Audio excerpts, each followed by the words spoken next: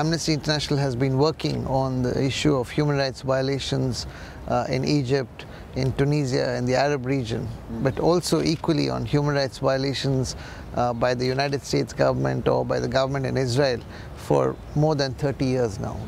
We are the largest global human rights movement with more than 3 million members, and our funding for the organization comes from its membership, so we don't take money from governments, so we are very independent and objective. What we saw in Egypt in the last 9 months or so, it's about people standing up for their rights. Why we are here? The first reason is to show that, to tell particularly the activists, the people who are this human rights organizations, the youth leaders, civil society, that we have been inspired, that they have inspired the world, and that we want to show our solidarity, particularly with those who have victims of the violence. So I met with many of the families of those who have lost their lives, those who have been injured, those who have who've massively sacrificed at a personal level, at great personal risk.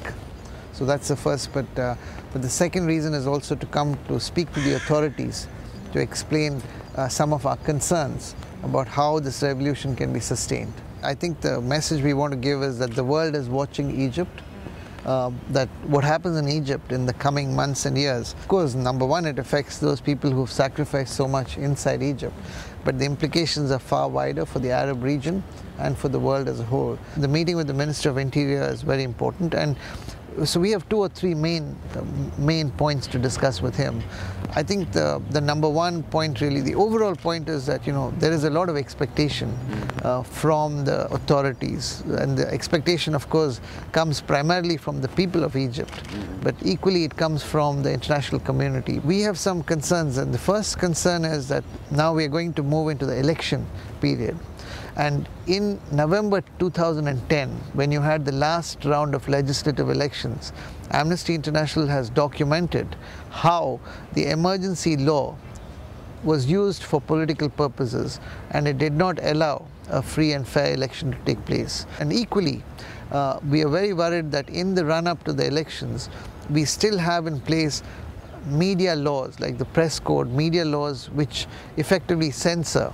They're kind of censorship laws, which are from the Mubarack period, which are out of place in the new context. You cannot look ahead without the truth being established for the past atrocities, without justice being given to the victims and the families of the victims, and proper reparations and compensations. So otherwise people don't trust you. The trials will be investigated, and there will be a trial, and they will be held accountable. But there are few issues for us in that regard. Number one, we can't be selective. You can't just pick 1 or 2 people and then ignore the whole series of things which have happened. Now, Amnesty International has, over the last 30 years, documented human rights violations and injustices. So we have the archives, and we are very happy to share these archives with the authorities. We have enough evidence. That's the job we've done for 30 years. Now, the second thing is that these trials need to be not only fair, but they need to be transparent.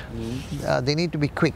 Yesterday, I had an opportunity to meet with the families and the loved ones near and dear of many of the people who died or who were injured during the protest. And I think the message that they were giving us is that, number one, they do not trust that they will get justice from the same people who were the judiciary and the people in power, who have been not fair or just for the last 30 years. So there's a lot of trust gap there. So I think having these trials, there needs to be public hearings. They cannot be done secretly, and they need to be done quickly, because if they keep postponing the dates, and the people are starting to lose patience. And compensation, absolutely. Many of them have said that, number one, it's too low, and number two, that they're still not receiving it.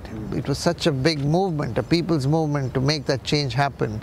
And if you're not able to sustain it, if people don't feel that they're getting the justice, and that there is a big change in the way the government operates, because the views I heard yesterday was that okay, the people have changed, Mubarak is gone, but the behaviors are not changed, and that the institutions have not changed. And you can keep it like that for some more time. But if you don't start, people don't start seeing the changes, then you're going to have once again a lot of reaction from the people. And one of the underlying issues which I wanted to mention to you is the issue of poverty and inequality. Okay, bye. Thanks a lot, and Shukran. All the best. Hope you... Thank you, Wael.